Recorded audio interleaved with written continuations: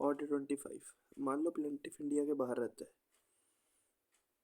अब हो सकता है उसने केस फाइल कर दिया, डिफेंडेंट अपना लगा हुआ है केस लड़ने में, प्लेंटिफ गायब भी हो जाते हैं क्योंकि इंडिया के बाहर चले जाता है, वो इंडिया के बाहर का रहने वाला है मान लो वो। तो उस सिचुएशन में कोर्ट कह सकती है कि भाई सिक्योरिटी दे दे कि कल को अगर तू भाग जाता है तो इंडिया नहीं आता वापस, तो उस सिचुएशन में हम ये जो सिक्योरिटी तूने दी है कॉस्ट के पैसे इससे रिकवर कर लेंगे। तो ये ऑर्डर 25 ये बताता है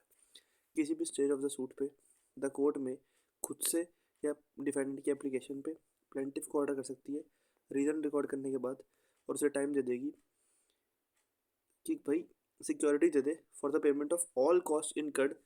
जो कॉस्ट इनकर हुई हैं या जो कॉस्ट इनकर हो सकती हैं by any defendant, provided that such order shall be made in all cases in which it appears to the court. अगर कोर्ट को लगता है कि जो इकलौता प्लेंटिफ है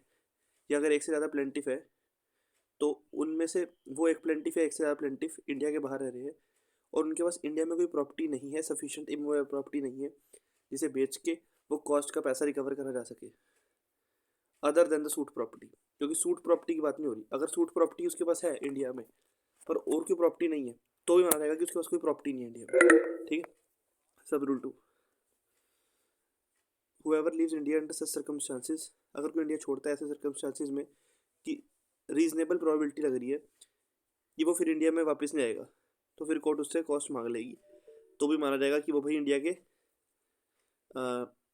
बाहर रहता है। Whoever leaves India under such circumstances as to afford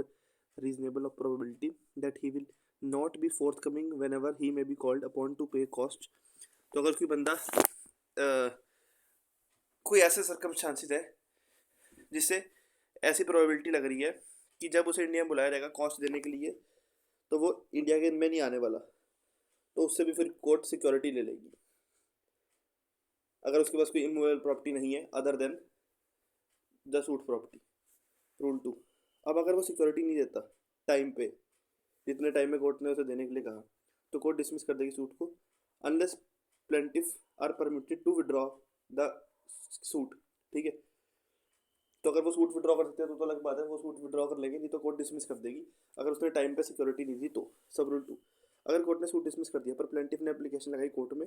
और प्लेंटिफ ने कहा कि